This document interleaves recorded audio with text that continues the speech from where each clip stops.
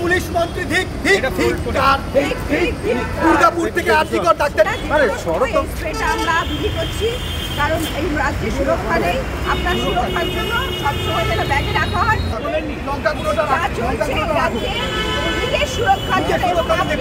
বলছে রাত 8টার পরে বাইরে বেরোতে না মহিলাদের, এই জন্য মহিলাদের সুরক্ষা নিরাপত্তার স্বার্থে আমরা বিজেপির অপারেশন লাল মিল্ক শুরু করলাম।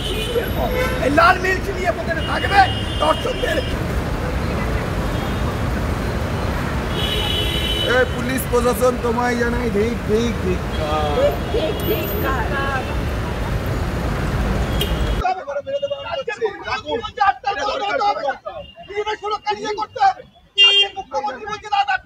সবাইকে রাখতে হবে।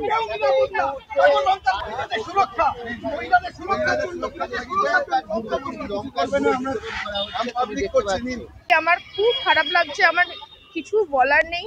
উপরন্তু এর ওপর যে বক্তব্যগুলো আমি শুনছি ওনাদের কাছ থেকে, সেইগুলো শুনে আরো বেশি খারাপ লাগছে।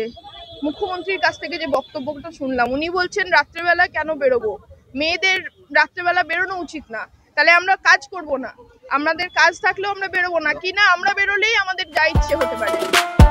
ফলো করুন সংবাদ প্রতিদিন ডিজিটাল।